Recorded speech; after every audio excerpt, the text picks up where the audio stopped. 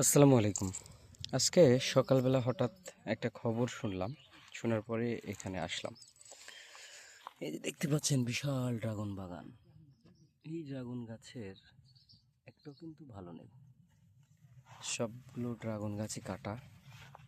কে বা কারা এই গাছের সাথে শত্রুতা করেছে। এই যে দেখেন একটা ড্রাগন গাছ ভালো নেই, সবগুলোকে ধারালো অস্ত্র দিয়ে কেটে ফেলেছে।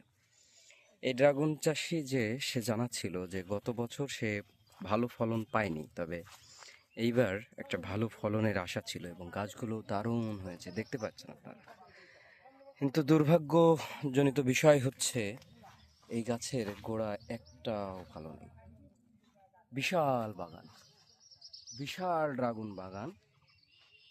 এই ড্রাগন বাগান পুরোটাই একদম কেটে তছনছ করে দিয়ে গেছে দুর্বৃত্তরা।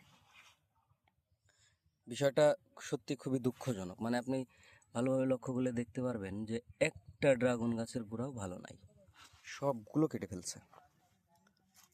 হ্যাঁ, তো যারা এই কাজ করেন ভাই, মানে একবার কি আপনি কি মুসলিম বা পরকালের ভয় করেন? যে আপনি যদি খুব হেডামালা হন, যদি খুব ক্ষমতাধর হন, তো সামনাসামনি এসে যদি সেই লোকের সাথে আপনার শত্রুতা থাকে, তাহলে তার সাথে আপনি বোঝাপড়া করেন যে আপনার সাথে তার একটা শত্রুতা আছে, তার সাথে সরাসরি আপনি কথা বলেন বা তাকে আপনি মারেন।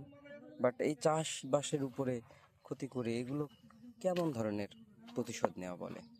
আপনি আসলে কাপুরুষ, যারা এই কাজগুলো করেন তারা কাপুরুষ, তাছাড়া কিছু না।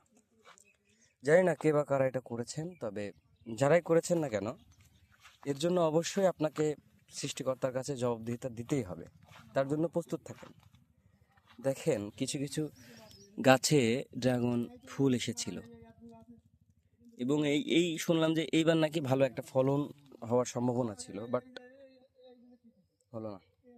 যাই হোক, যারা এটা করেছেন অবশ্যই আপনি সৃষ্টিকর্তার কাছে জবাবদিহিতার জন্য প্রস্তুত হন।